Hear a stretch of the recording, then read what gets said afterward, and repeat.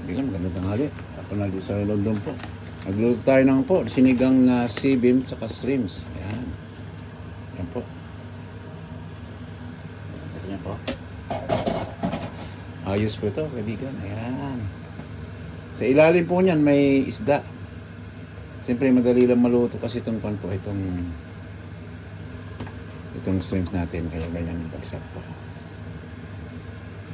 Ayan, kita niyo po. May gulay po yan, may sibuyas. Alam niyo na. Nakita niyo na naman itong mahiwagang lemon. Di po. Masarap kasi lemon sa sinigang po.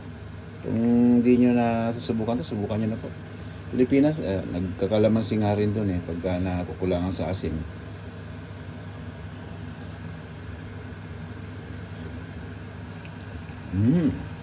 Pwede. Sarap.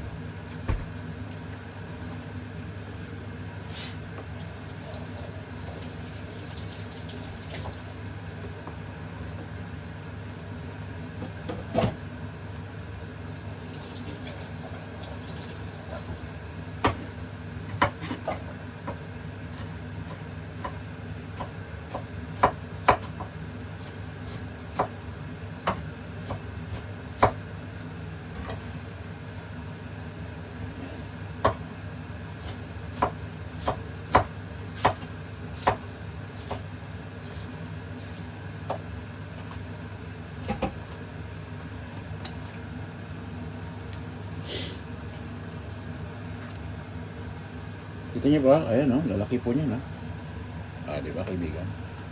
Lapit na pumuluto to, kaibigan. Kunting ko na lang to. Kasi ito, shrimps halabos nga lang kung tawag po. Halabos. Ayan. Pag nakukulangan kayo sa asin po, mayroon siyang may lemon din. Ayan.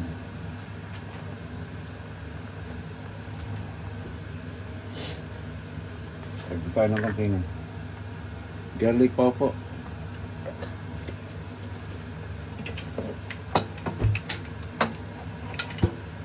Sugar po, sugar. Konti, para mabalance yung acidity na, yung medyo sobrang asin. Magkakalma siya, kaibigan.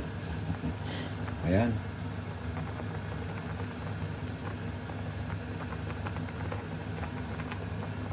Ito niyo po, ayan Ayan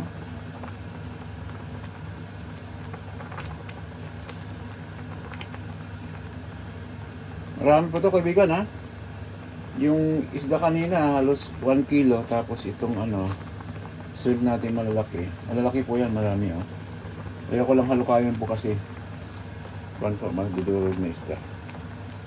Pero halos good na po to.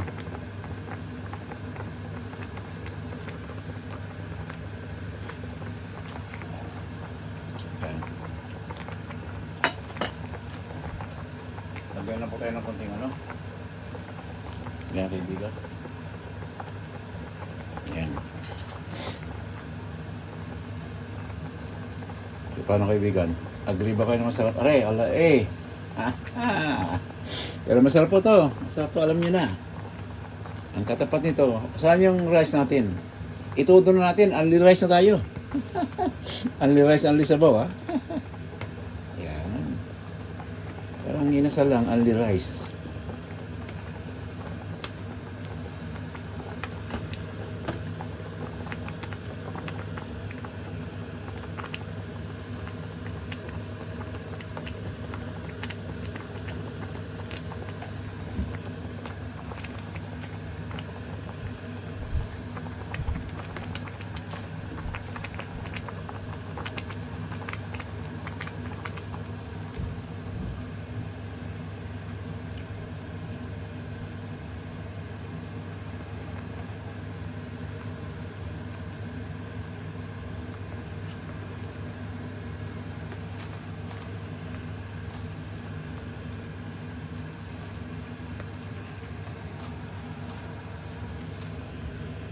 Ayan, kaibigan, no?